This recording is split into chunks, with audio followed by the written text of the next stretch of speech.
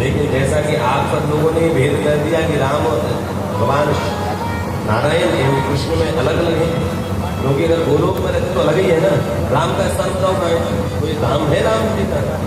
अरे बोलो, अरे बोलो, भगवान नरसिंह का कोई धाम है? लेकिन भगवान कृष्ण के लिए अलग से गोलोक था, क्योंकि भगवान श्री कृष्ण कोई अवतार नहीं, कृष्ण के ही स्वरूप नारायण है, ऐसा सोच सकते हैं, कोई अतिशयोक्ति नहीं। कंस के अत्याचारों से जब पृथ्वी त्राहिमाम हो गई, कंस ने बड़े अत्याचार किए, भगवान को पधारना तो था ही, तो भगवान विष्णु को लगा कि कंस इतना बड़ा अत्याचारी है कि अगर मैं अवतार लेके जाऊंगा तो मैं शायद इससे कुछ ना जाऊंगा, इसलिए मेरी सामर्थ्य नहीं इस कंस का वध में कर सकती। हाँ जी, बहुत बड़ा पावरफुल व्यक्ति था कंस, रावण से भी 10 गुना ज्यादा ताकतवर था कंस, इसका वर्णन अलग से मिलता है भागवत में। रावण कितना शक्तिशाली था, जिसने कैलाश को अपनी भुजाओं पर उठा लिया था, एक एक सिर भगवान शिव को काट करके दे दिए, सोचो था। लेकिन इससे भी 10 गुना ज्यादा बलशाली कंस था, उसकी सेना में बड़े बड़े ताकतवर लोग थे जिनके आगे शिव जी हार जाए। गर्ग संहिता कहती जब बकासुर आया, भगवान को जब उसने निगल लिया, बकासुर ने आती ना बगुले के रूप में कंस राक्षस भेजा भगवान को मारने के लिए, तो कहते हैं बकासुर ने भगवान को गले में ली ली, बहुत बड़ा बगुला आया, भगवान कृष्ण यमुना नदी के किनारे थे तो भगवान को चोंच में पकड़ा, तो कहते हैं भगवान को छोड़े नहीं, तो कहते हैं सब लोग उस बगले से लड़ाई करने आए, तो कहते हैं शिव जी भी हार गए, शिव जी ने अपने त्रिशूल से उस बगले को मारा, जो भी मरा नहीं, इतना ताकतवर था, उसके द्वारा पंख कट गए तो भी नहीं मरा, तो भी नहीं छूटा। ब्रह्मा इंद्र के वज्र से नहीं मरा, और तो सुनो, इंद्र का वज्र तो इतना पावरफुल है कि कह नहीं क्या, इंद्र ने जब वज्र मारा तो भी उसका कुछ नहीं बिगड़ा, आकाश होगा, वो तो इतना बड़ा पावर होता है। तो कंस कितना हुआ, धर्कासुर तो चेला है कंस का। तो जो पृथ्वी है ना, जब भी इसमें कोई दिक्कत आती है, कोई कष्ट आता है, कोई अधर्म पड़ता है, तो गौ का रूप धारण कर लेती है, गौ का रूप धारण करते सीधे ही भगवान नारायण की शरण में गई। भगवान नारायण से बोले, हे नारायण आइए पृथ्वी, क्या बात है, कंस के अत्याचार से बड़ी त्राहिमाम है, बड़ी दुखी, अब आप अवतार लीजिए, कुछ करिए। भगवान नारायण को समझ में आ गया अपना तो कोई काम है नहीं, ब्रह्मा जी को बुलाया, भगवान शिव को बुलाया, सदैव एकत्रित हुए होता है, गाय माता के साथ में, ध्यान से सुनना, गैया के साथ में, गाय के साथ में, सदैव वैकुंठ से भी 2 अरब किलोमीटर ऊपर, वैकुंठ से भी 2 अरब किलोमीटर ऊपर गोलोक धाम, और कहते हैं उस गोलोक धाम में जैसे ही पहुंचे तो इनको एंट्री ही नहीं मिली। समझ रहे हो क्या बोल रहा हूं? ब्रह्मा विष्णु महेश वैकुंठ से निकल करके जब गोलोक धाम पहुंचे तो वहां एंट्री नहीं है, नो लिखा है no admission without permission, permission है, अंदर अपॉइंटमेंट है तो जाओगे, वरना नहीं। अपॉइंटमेंट लेनी, जैसे द्वारपाल कौन है, गोलोक धाम की सखिया गोपियां, ये गोपियां हैं हमारा,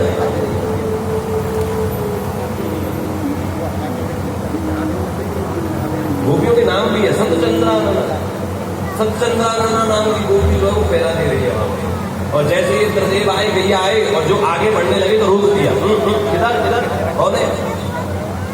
अच्छा, अगर शिव जी प्रकट हो जाए हम पहचान लेंगे शिव जी, क्योंकि उनके लक्षण हमको मालूम है।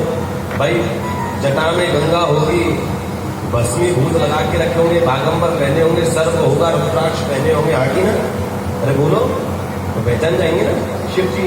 ब्रह्मा जी आगे समझ जाएंगे कमल के पुष्प पर चतुर्मुखी बैठे, दाढ़ी वाड़ी लगा करके सफेद, आगे ना पहचान जाओगे कि नहीं।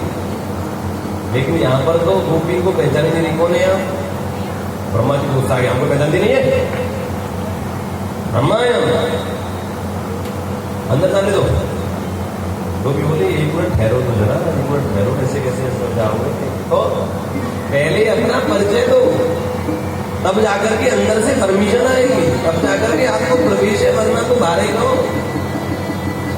तो ब्रह्मा जी को गुस्सा आया, हम ब्रह्मा है, बोले गोपी बोले देखो आप ब्रह्मा है तो कोई बड़ी बात नहीं, ये बताओ कौन से ब्रह्मांड के ब्रह्मा हो, एक ब्रह्मांड का एक ब्रह्म, इसलिए उसको ब्रह्मांड कहते हैं, क्योंकि उस ब्रह्मांड का सृजन ब्रह्मा जी ने किया, तो उसके एक ब्रह्मा। अच्छा, अभी तक ब्रह्मा जी को ये मालूम ही नहीं था कि कौन से खुद सोचते थे एक ही ब्रह्मांड होता है, उसी का मैं ब्रह्मा, मेरे अलावा कोई ब्रह्मा ही नहीं। बोले और भी कोई ब्रह्मा होते हैं क्या, और भी कोई ब्रह्मांड होते हैं क्या? सखी बोली अंदर चलो और देखो, हमारे प्रभु के रोम रोम में ब्रह्मांड लटक रहे हैं। किस ब्रह्मांड की बात कर रहे हैं?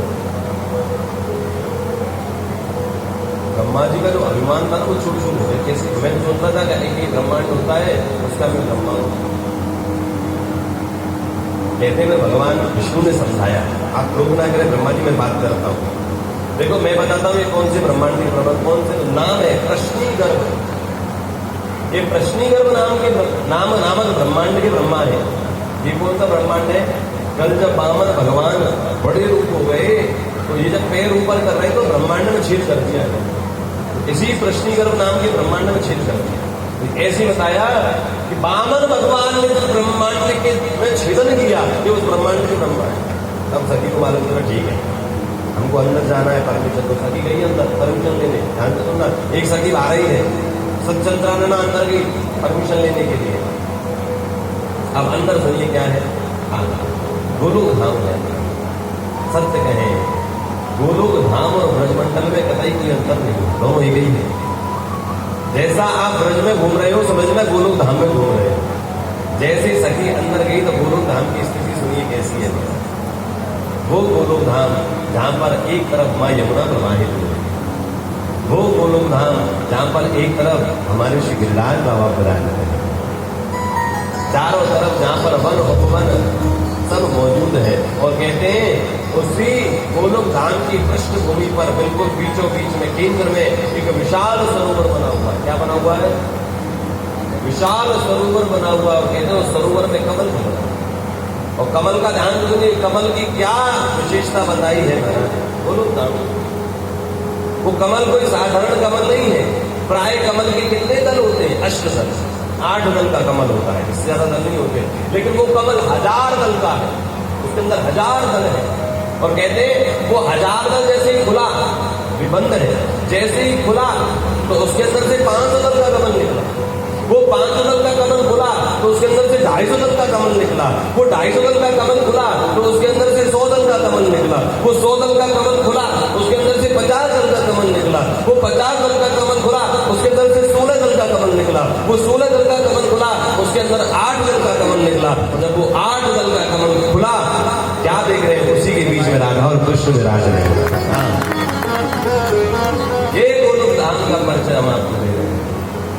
इतने शिखर, कमलों के शिखर के ऊपर राधा और कृष्ण अपने सिंहासन पर विराज, वाम भाग में श्री किशोरी जी विराज रहे हैं, और एक तरफ भगवान श्री कृष्ण मोर मुकुट लगाकर पीतांबर धारण करके कमर में बांसुरी की भेंट लगा करके और महाराज मंत्र में मुस्कुराए।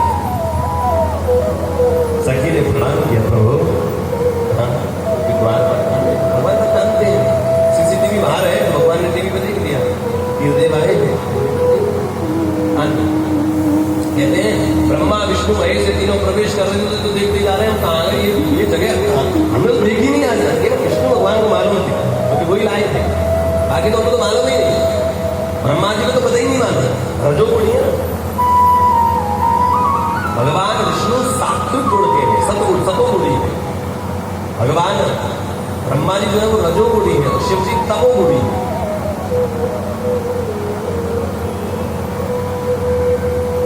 राजस प्रकृति के ब्रह्मा है, इसलिए भेद समझता।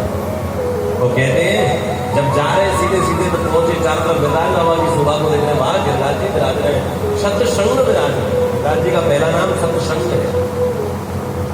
गिरिराज जी तो बाद में पढ़ा, क्योंकि 100 शिखर मैंने शायद निवेदन किया था पहले या दूसरी जगह, एवरेस्ट भी शर्मा जाए राज्य की शिखरों को देख करके, मतलब एवरेस्ट भी बोना साबित हो जाए। एवरेस्ट समझ लो चींटी, और गिरिराज जी मतलब हाथी, इतनी ऊंचाई गिरिराज बाबा है। सतशृंग जिनके 100 बड़े बड़े शिखर मौजूद हैं।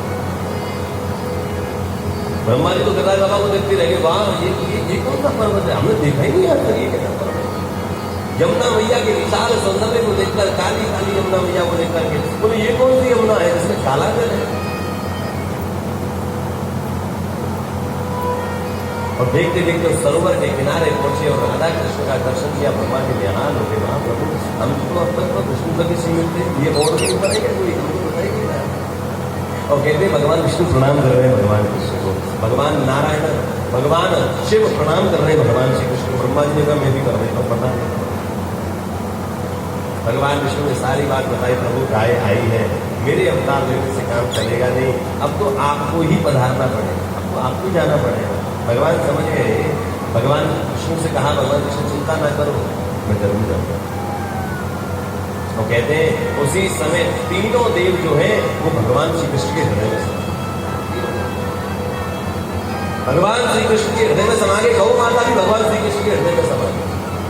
चिंता मत करो, मैं जरूर अवतार दूंगा।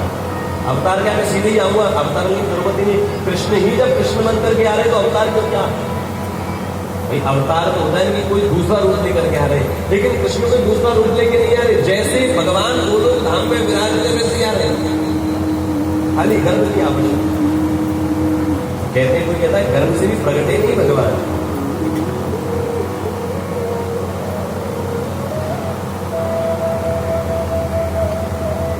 अच्छा, राधा और कृष्ण विराज में तो राधा भगवान ने कह दिया मैं जरूर आऊंगा, तो राधा जी का मन उदास है, समझ में आ रही है कि नहीं?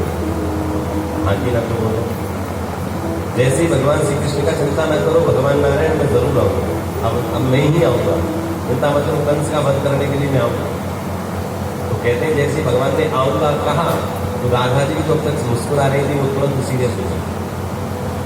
भगवान ने राधा जी की तरफ देखा, भाई ठीक है बात, क्यों ये सीरियसनेस क्या हुआ? अरे नहीं क्या बात बताओ प्रभु, अभी आपने क्या वचन दे दिया है? क्या वचन दिया है? बोले यही वचन दे दिया कि मैं जाऊंगा। प्रभु एक बात बताओ, मैं अकेली में क्या करूँ? आपके साथ ही तो मैं रहती हूँ, आपके साथ ही तो ये गोलोक धाम है, वरना मैं अकेले क्या करूँ? भगवान ने कहा चिंता मत करो राधे, एक बात बताऊँ, तेरे बिना तो मैं आधी, तुम्हारे बिना तो मैं कहीं जा ही नहीं सकता, इसलिए इस लीला में तो मुझे तुम्हारी भी आवश्यकता पड़ेगी, तुमको भी चलना है। लेकिन अकेले थोड़ी जाऊंगा मैं, तुमको भी चलना और मेरे से पहले जाना है। अच्छा राधा जी थोड़ी देर तो प्रसन्न हुई, ठीक है प्रभु, फिर उदास हो। भगवान ने कहा अब क्या हुआ?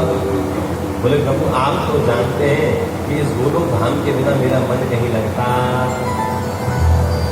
जहाँ गिरधा बाबा का दर्शन ना हो, यमुना का किनारा ना हो, जहाँ हमारी सखियां मंजरियां कंकड़ियां ना हो, जहाँ ये वन लता पताए नहीं हो, आप जानते मेरा मन वहां लगता नहीं, तो ऐसी जगह में जाऊंगा मैं नहीं जाता।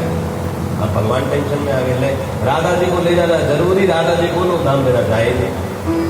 भगवान ऐसे करने लगे कि कैसे करें, व्यवस्था क्या बना दें इनके लिए, क्योंकि इनको ले जाना तो जरूरी है लीला में, लेकिन बिना को लोग धाम के जाएंगे। तुरंत भगवान ने ऐसे किया तो एक आइडिया आया। क्या आया? अरे बोलो क्या आया? अरे बोलो क्या आया? अरे बोल क्यों नहीं रहे? क्या आया? वृंदावन, वृंदावन क्या आया? अच्छा जोर से बोलो तो क्या आया? अरे जोर से बोलो, अरे और जोर से। जोर है बराबर, ये दोनों बार बराबर ही होगा, जोर तो दिखाओ। तो क्या विचार करें? तो भगवान के मन में जो विचार आया, विचारने के जो विचार आया, उन्होंने क्या किया, राधा जी से बोला राधा जी बिल्कुल भी चिंता करने की जरूरत, अगर आप गोलोक धाम के बिना नहीं रह सकती, अगर आपको गोलोक धाम में ही रहना है तो हम एक काम करते हैं, इस गोलोक धाम को ही भूतल पर लेके चले जाते हैं, भूमंडल पर। भगवान ने क्या किया, पूरे गोलोक धाम को ही पृथ्वी पर बसा दिया, वही है ब्रजमंडल।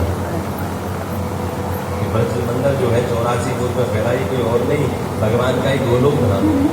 एक बात बताओ, जब भगवान ने गोलोक धाम नीचे उतारा अलग से, तो पृथ्वी बुरा मान गई, क्योंकि पृथ्वी तो अलग है, गोलोक धाम अलग है। तो पृथ्वी कह रही मैं तो आपके पास आई थी, आपने तो नई पृथ्वी बना ली, आपने तो लीला के लिए अलग जगह बना लिया कि मेरे ऊपर लीला नहीं करेंगे। तो भगवान को ये भी चिंता, भगवान ने कहा अरे पृथ्वी तो गुस्सा का है, तो होती हुई काम करो, ये ब्रजमंडल तो मेरा हृदय है, तो तुम एक काम करो, इसको तो ना इसके चारों ओर तुम लिपट जाओ, तो इसको गोद में बदला, तो मेरे ब्रजमंडल को अपनी गोद में लेकर के बैठ जाओ, तो मैं लीला करूंगा, तुम्हारे ऊपर भी लीला हो जाएगी। कुछ पिताजी महाराज कहते हैं हमारे कि गोलोक धाम को गोलोक धाम को, इस ब्रजमंडल को, जो 84 कोष का ब्रजमंडल है, वृंदावन गोवर्धन, इस पृथ्वी ने अपनी गोद में बैठा के लाड कर रही है पृथ्वी की गोद में। तब भगवान जब से गोलोक धाम आ गया। अब आप सोच के देखो, वैकुंठ से भी श्रेष्ठ जगह अपने आप को बताई गोलोक धाम, और वो गोलोक धाम इस समय इस भूतल पर मौजूद है ब्रजमंडल के रूप में। तो क्या हमको गोलोक धाम में जाना चाहिए कि नहीं जाना चाहिए? बोलो, अरे इस ब्रजमंडल में जाना चाहिए कि नहीं जाना चाहिए? और आज भी भगवान श्री कृष्ण और राधा जी लीला करते हैं। नित्योत्सवो नित्य सौख्यो नित्य श्री नित्य मंगल, रोज लीलाएं हो रही है ठाकुर जी की, रोज।